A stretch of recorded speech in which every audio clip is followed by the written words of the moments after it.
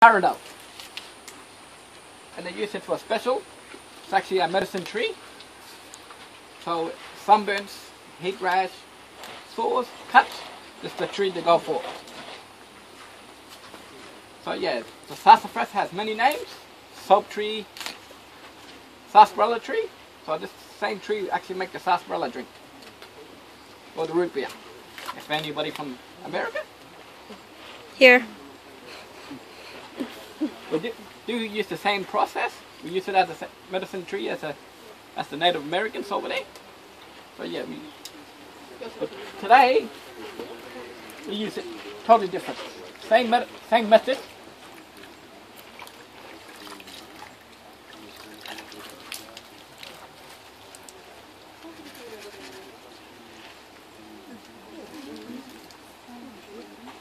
So yeah, this is a soap tree.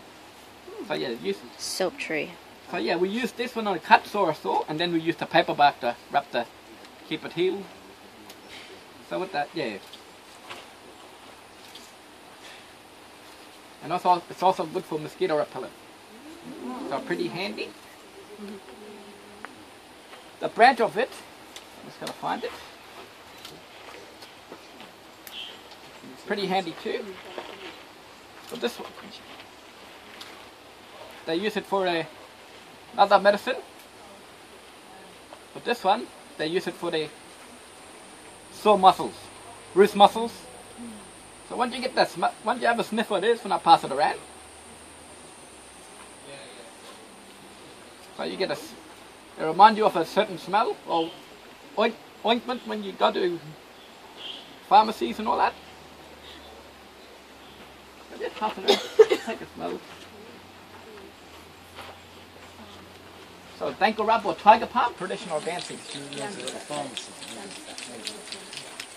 So when tribes get together, or clans get together, we use these colours. The ochres tell our identification of who we are and what tribe we're from, and letting other tribes know where we are from. And here we, to identify ourselves, use lines and dots. So our lines we use it for our borders and river systems. So that's how we tell of how much land we own, just by the river system and mountains.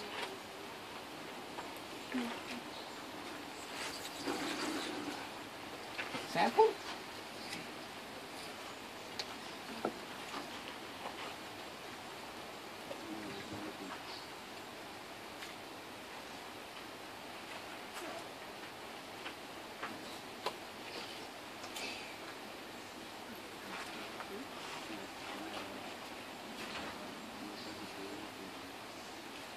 In raindrops.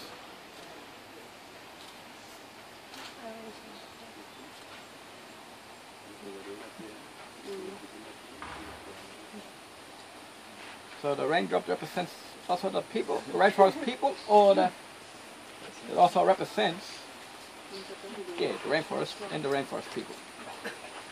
So that's how raindrops.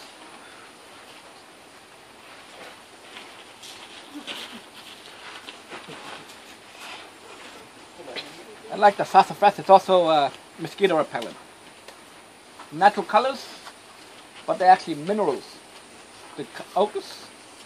A rare ochre is actually the red, pink, purple ochre, which is hard to find. So we probably only use that on specific reasons. So if a certain elder in the tribe would probably go get that certain ochre, that rare ochre. But these ones here, the yellow, the red, the white, and the charcoal you can actually find on the fire. But yeah, the white ochre you can find clay banks, riverside. Just gotta watch out for crocodiles or alligators if it's near clay banks. Yeah, pretty dangerous. But the ochres, the red ochre and the yellow, the red ochre and the yellow ochre are pretty hard to find. So they might be in rigid areas or sacred sites. So we can't be able to, I can't go, might be an elder. And our elders, they have a certain age too. So 60, once they turn 60, they are now pronounced elders. the next artifact I'm going to show you is the shield made from the red butterfruit of the red cedar. This one's painted up, represents the Kuku Yalanji, and that's the scrub python language name.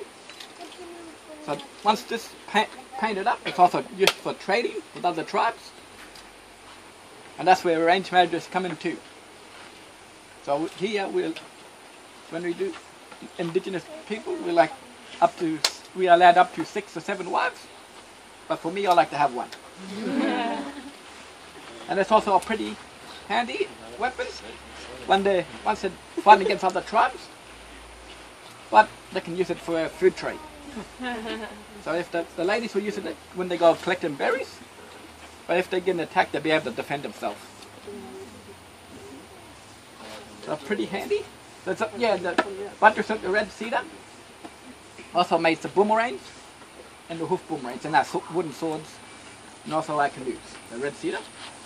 So that's many things. Pretty handy. This fruit here I'm going to show you now. It's the cassowary plum.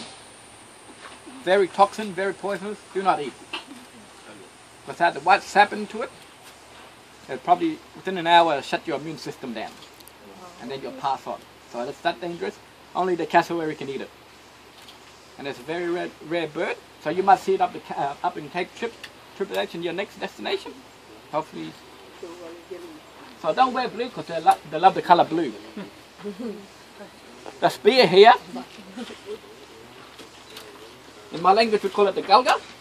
You use it for hunting small fishes, wallabies, turkeys, small other animals. But if we were to hunt a big animal like the big red kangaroos, wild pigs, the geese, we use a woomera. It's also used as a club. But this, where we put it, is in the hole of the spear. We'll step back a bit. Wow. And that's how we use it. But to throw it, I have to throw my hand out and then throw the thrust with my shoulders. So 140 meters have been thrown, one of these. So it's actually in the world record books, 140 meters. So a pretty nasty weapon to be on the end of.